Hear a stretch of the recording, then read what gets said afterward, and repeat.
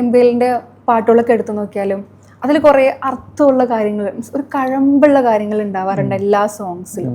ശരിക്കും എന്തുകൊണ്ടായിരിക്കും അങ്ങനെ എൻ്റെ പാട്ടിലൊക്കെ കുറച്ച് അർത്ഥങ്ങൾ വേണം എന്നുള്ളത്? അതെങ്ങനെയാണ് വരുന്നേ? ഞാൻ എൻ്റെ ഒരു ചങ്ങായിമാരെന്ന് പറഞ്ഞ പാട്ടുണ്ട്, കേട്ടിട്ടുണ്ട്? ചങ്ങായിമാരെന്ന് പറഞ്ഞിട്ടൊരു പാട്ടുണ്ട്. അതിൽ ഞാൻ എൻ്റെ കുറേ കാര്യങ്ങൾ ഞാൻ എഴുതിയിട്ടുണ്ട്. പിന്നെ കമർ എന്ന് പറഞ്ഞിട്ടൊരു സോങ് ഉണ്ട്, കമർ എന്ന് പറഞ്ഞിട്ടൊരു സോങ്. ആ സോങ്ങിലും ഞാൻ അത്യാവശ്യം എൻ്റെ കുറേ പ്രശ്നങ്ങളും ഇതൊക്കെ ഞാൻ എഴുതിയിട്ടുണ്ടായിരുന്നു.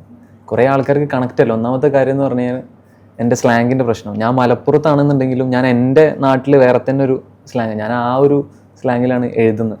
അപ്പോൾ കുറേ കാര്യങ്ങൾ കുറേ ആൾക്കാർക്ക് മനസ്സിലാവില്ല, അങ്ങനെ പ്രശ്നമുണ്ട്. പിന്നെ ഉമ്മ എന്ന് പറഞ്ഞൊരു പാട്ടുണ്ട്, കുറേ കാര്യങ്ങൾ എഴുതിയിട്ടുണ്ട്. അതൊരു സ്റ്റോറിയാണ്. ആ ഉമ്മ എന്ന് പറയുന്ന പാട്ടൊരു സ്റ്റോറിയാണ്, ആ കഥക്ക് വേണ്ടിയിട്ട് എഴുതിയതാണ്. പക്ഷേ ഉമ്മാനെ കുറിച്ചിട്ട് തന്നെ കുറേ കാര്യങ്ങൾ അവർ പറഞ്ഞിട്ടുണ്ട്. ഞാൻ കേട്ടിട്ടുണ്ടായിരുന്നു, അതായത് അനിയത്തെ കുറിച്ച്, ശരിക്കും പെങ്ങളെ കുറിച്ചിട്ടായിരുന്നു ആ ഒരു സോങ് വേണ്ടിയിരുന്നത്. എഴുതി വന്നപ്പോൾ അത് ഉമ്മാനെ കുറിച്ച്. ഞങ്ങളങ്ങനെ പ്ലാൻ ചെയ്ത്, ഞങ്ങളങ്ങനെ എൻ്റെ ഫ്രണ്ടും ഞങ്ങളെല്ലാവരും കൂടി പ്ലാൻ ചെയ്ത് ഒരു പെങ്ങളെ കുറിച്ച് എഴുതണം എന്ന് പറഞ്ഞപ്പോൾ ഞാനിങ്ങനെ എഴുതിയത്. അപ്പോൾ പിന്നെ എഴുതി കഴിഞ്ഞപ്പോൾ അത് ഉമ്മാനെ കുറിച്ചായി. അപ്പോൾ പിന്നെ ഞങ്ങൾ അങ്ങനെ തന്നെ പ്ലാനാക്കി. ഞാൻ പറഞ്ഞു അങ്ങനെയാണ് കാര്യങ്ങൾ, അത് ഉമ്മാക്ക് കുറച്ച് ഇമ്പോർട്ടൻസ് വന്നുപോയി. അപ്പോൾ പ്രശ്നമില്ല, നമുക്ക് ഇങ്ങനെ തന്നെ ചെയ്യാന്ന് പറഞ്ഞു. അങ്ങനെയാണ് ഞങ്ങളത്. ഉമ്മ കണ്ടിരുന്നു ഈ സോങ്? ഓ, ഉമ്മ കണ്ടിട്ടുണ്ട്. ഞാൻ എഴുതി കഴിഞ്ഞപ്പോൾ തന്നെ പാട്ട് റിലീസൊക്കെ ആവണതിന് മുമ്പ് ഞാൻ ഉമ്മനോട് പറഞ്ഞിട്ടുണ്ട്, ഞാൻ അങ്ങനെ പാട്ട് എഴുതിന് ഉമ്മ എന്നൊക്കെ പറഞ്ഞിട്ട് ഉമ്മ അത് കേൾപ്പിച്ചു കൊടുത്ത്. ഞാൻ പാടിക്കൊടുത്ത്. ഞാൻ അന്ന് ഇത് റെക്കോർഡൊന്നും കിട്ടിയിട്ടില്ലായിരുന്നു, ഔട്ട് കിട്ടിയിട്ടില്ലായിരുന്നു. അപ്പോൾ ഞാൻ ഉമ്മക്ക് പാടിക്കൊടുത്ത്. അപ്പോൾ ഉമ്മ പറഞ്ഞു രസമുണ്ടാ, നല്ല രസമുണ്ടെന്ന് പറഞ്ഞു. പിന്നെ അതിൽ കുറേ കാര്യം ഞാൻ പറഞ്ഞില്ല, നിസ്കാരപ്പായലിന്നായിരം വാക്ക് റബ്ബനിക്കാക്ക് സലാമത്തിലാക്ക്, അത് ഉമ്മാക്ക് ഭയങ്കര കണക്റ്റായി. ഉമ്മ അതിങ്ങനെ പറഞ്ഞു. നിസ്കാരപ്പായിൽ ഇരുന്നിട്ട് നമ്മൾ 1000 വാക്കൊക്കെ പറയണമെന്ന് പറഞ്ഞ പ്രാർത്ഥനയാണ്, ഉമ്മാൻ്റെ പ്രാർത്ഥനകളാണ് അതിൽ പറയുന്നത്. അത് ഉമ്മ പറഞ്ഞു. അങ്ങനെ പിന്നെ പാട്ട് ഇറങ്ങിയതിന് ശേഷം എന്നെ പേഴ്സണലി കുറേ ആൾക്കാർ എന്നെ വിളിച്ചിട്ട് കുറേ പറഞ്ഞ് നല്ല കാര്യങ്ങൾ പറഞ്ഞു. വെച്ചാൽ ഇങ്ങനെ പ്രതീക്ഷിച്ചില്ലടാ, അത്ര നല്ല കണ്ടന്റ് വെച്ചിട്ട് നല്ലൊരു സോങ്. എന്താണെങ്കിലും അത് നല്ല ഹിറ്റായിരുന്നു ആ സോങ്.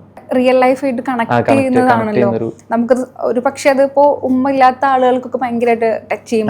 എനിക്ക് പേഴ്സണലി അങ്ങനെ മെസ്സേജ് വന്നിട്ടുണ്ടായിരുന്നു, ബ്രോ എൻ്റെ ഉമ്മ മരിച്ചിട്ട് കുറച്ചായി, ഈ പാട്ട് എനിക്ക് ഭയങ്കര ഇഷ്ടപ്പെട്ടു, എനിക്ക് ഭയങ്കര കണക്റ്റായി, എനിക്ക് കുറേ എമോഷൻ, അങ്ങനെ കുറേ ആൾക്കാർ മെസ്സേജ് അയച്ചിട്ടുണ്ടായിരുന്നു. അത് നമുക്ക് കേൾക്കുമ്പോൾ ഒരു ബുദ്ധിമുട്ടുണ്ട്, കാരണം നമ്മൾ വഴി പിന്നെ അവർ വേദനിക്കണോ എന്നൊരു, എന്നാലും കുഴപ്പമില്ല, നമ്മുടെ ഒരു ഇമോഷൻ കൺവേ ചെയ്തു. പക്ഷെ അത് ആരും വേദനിപ്പിക്കാൻ വേണ്ടിയിട്ടാണ്. അല്ലല്ല, ഒരിക്കലും അല്ല.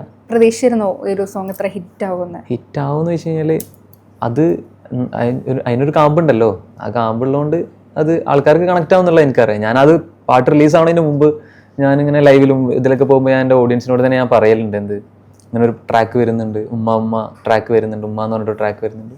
എങ്ങനെയാണെന്നുണ്ടെങ്കിലും ഹിറ്റായിട്ടില്ലെങ്കിലും ഈ കേൾക്കുന്ന ആൾക്കാർക്ക്, എത്ര ആൾക്കാരാണോ അത് കേൾക്കണം, എൻ്റെ ഓഡിയൻസിൽ കുറച്ച് ആൾക്കാരെങ്കിലും അത് കേൾക്കും, അവർക്ക് എങ്ങനെയാണെങ്കിലും കണക്ട് ആവുമെന്ന് ഞാൻ പറഞ്ഞിട്ടുണ്ടായിരുന്നു. അത് വർക്കായിട്ടുണ്ട്, എനിക്കത് അത് മതി.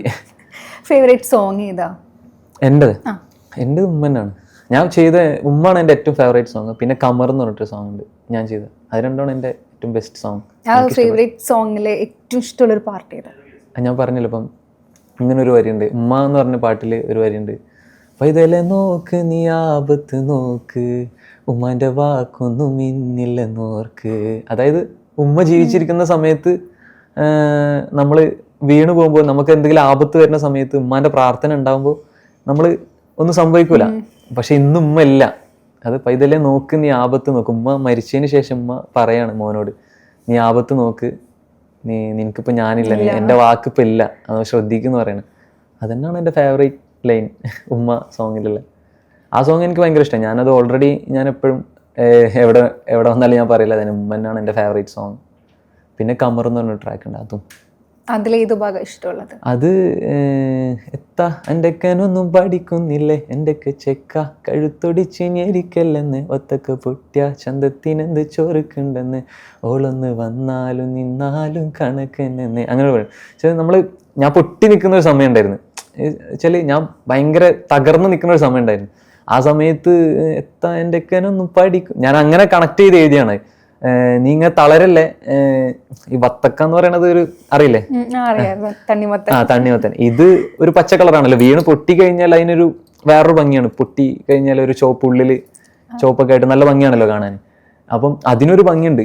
നീ വീണ് പോയി കഴിഞ്ഞാലും അതിലൊരു ബർക്കത്ത് ഉണ്ടാവുമെന്നാണ് ഞാൻ ഉദ്ദേശിച്ചത്. എൻ്റെ ഇതിൽ അത് കുറേ ആൾക്കാർ, ഞാൻ പറഞ്ഞില്ലേ, ഈ എൻ്റെ സ്ലാങ്ങിൻ്റെ പ്രശ്നം കൊണ്ടായി കുറേ ആൾക്കാർക്ക് അത് കണക്റ്റ് ആവില്ല.